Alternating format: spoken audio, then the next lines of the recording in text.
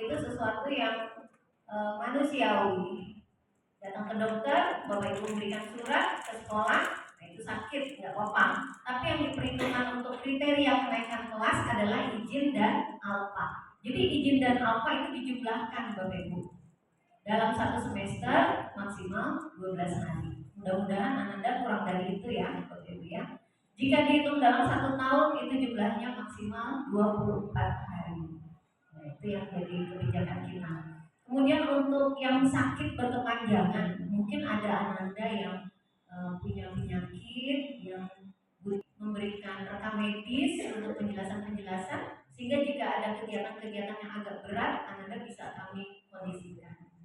Itu untuk yang sakit berkepanjangan. Kemudian jika tidak masuk, mohon disampaikan suratnya Bapak Ibu ya melalui wali kelas.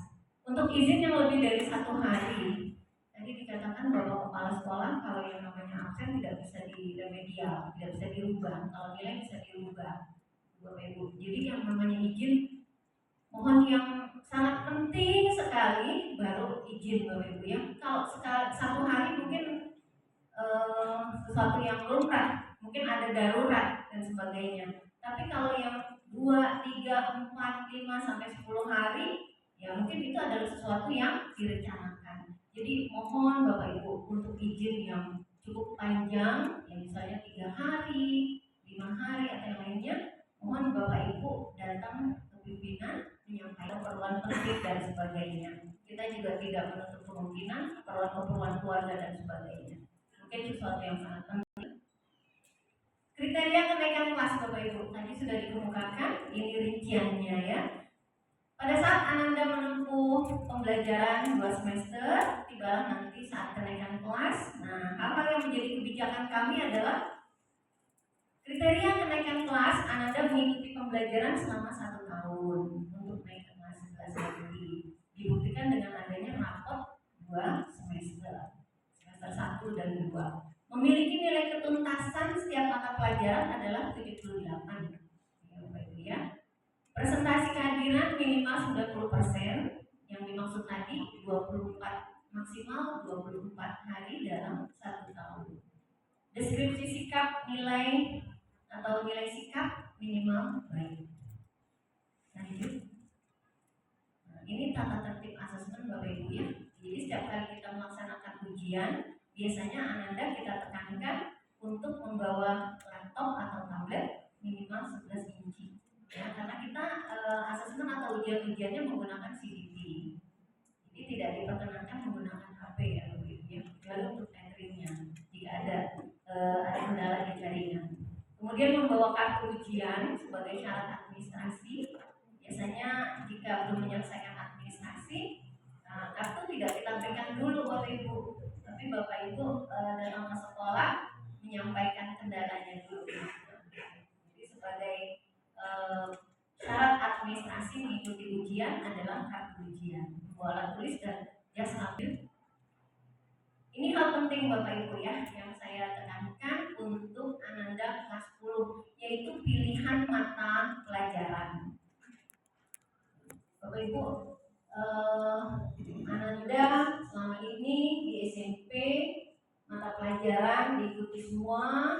Nah, menjelang kelas 10 masih umum mata pelajarannya, tapi nanti di kelas 11 sudah mengerucut, yaitu mengikuti mata pelajaran umum dan mata pelajaran pilihan.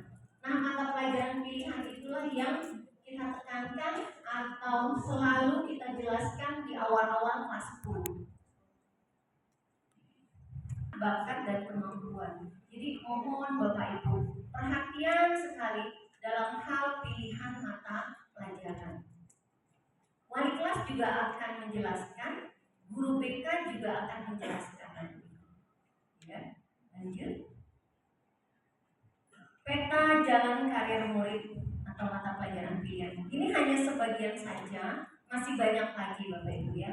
Misalnya jika ingin menempuh jalur kedokteran, maka mata pelajaran pendukung adalah biologi, dan jika ingin menempuh bidang hukum, mata pelajaran pendukungnya adalah sosiologi. Ini adalah mata pelajaran pilihan yang beberapa 2 tahun terakhir ini kita buka. Ini ya Bapak Ibu ya. Ada pelajaran biologi, fisika, kimia, ekonomi, geografi, sosiologi, bahasa Inggris tingkat lanjut, matematika tingkat lanjut, informatika, coding dan kecerdasan artifisial, dan bahasa Jepang. Jadi kita buka mata pelajaran itu sesuai dari sekian mata pelajaran yang kita buka, Ananda memilih 4. Ya tentunya prosesnya panjang Bapak Ibu ya, prosesnya panjang. Kita akan mulai nanti sekitar akhir tahun ini bisa kita jelaskan ke Ananda, wali kelas juga menjelaskan pilihan-pilihan, terus kita nanti akan berikan isian. Pilihannya apa? Didampingi Bapak Ibu ya. Dan mohon juga seperti tadi, minat, bakat, dan kemampuan. Tidak hanya sekedar keinginan orang tua, tapi disesuaikan dengan kemampuan Anda. Biologi berapa jumlahnya, fisika berapa jumlahnya, kimia berapa jumlahnya, ekonomi berapa, sosiologi berapa, informatika berapa. Baru saya mulai tentukan kelas-kelasnya. Benar-benar dimatangkan pada saat menentukan pilihan di tahap ke-1, kedua, dan nanti kita akan informasikan ini udah tahap yang final, gitu ya, jadi udah fix, gitu ya. Nah dari situ baru saya sudah mulai leluasa menempatkan Ananda di kelas-kelas. Pada saat setelah kenaikan, baru kita umumkan kelas yang didapatkan. Jadi sesuai dengan mata pelajaran pilihannya, kelasnya mana. Umumkan di awal kelas 11, pas pengumuman kelas, nah, mereka diberikan lembaran pernyataan tidak akan merubah mata pelajaran pilihan. Nah kemudian mata pelajaran pilihan ini akan mengerucut nanti di kelas 12 memilih mata pelajaran untuk TKA. Bapak itu tahu TKA? Tes kemampuan akademik ya, kalau di SMA untuk menuju perguruan tinggi negeri, yaitu untuk jalur SNBP. Nah itu lebih perhatian lagi Bapak Ibu ya. Kalau sekarang milih dari sekian mata pelajaran jadi 4. Nah setelah 4 yang dipunyai, dimantapkan nilainya, ditingkatkan setiap semester sehingga bisa masuk jalur SNBP, ditambah mata pelajaran TKA yang mendukung program studi yang dia pilih.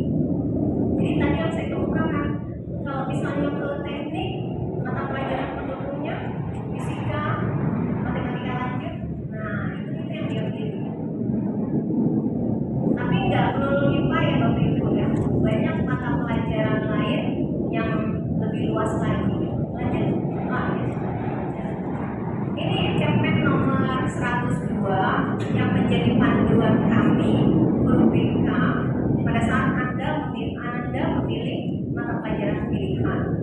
Misalnya di bidang ingin masuk program studi bidang linguistik bahasa, ya, itu bisa mengambil mata pelajaran bahasa Inggris lanjutan. Kalau bahasa Indonesia lanjutan kita tidak buka, tapi bahasa Inggris lanjutan. Lanjut halaman berikutnya Pak Yusuf, kita ke bagian-bagian yang penting. Bidang ekonomi, nah bidang sosiologi, untuk program teknik, ya.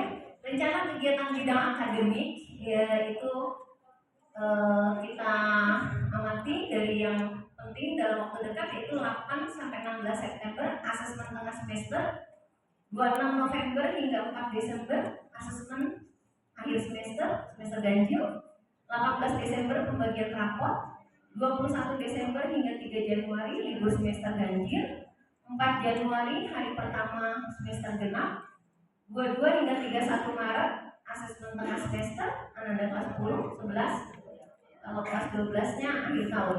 8 sampai 16 April asesmen akhir sekolah, ujian bagi kelas 12. 3 sampai 10 Juni asesmen akhir tahun bagi kelas 10, 11. 25 Juni pembagian rapot semester genap, 28 Juni sampai 9 Juli libur semester genap. Ya, demikian rencana kegiatan bidang akademik kami sesuaikan dengan kalender dari Dinas Pendidikan.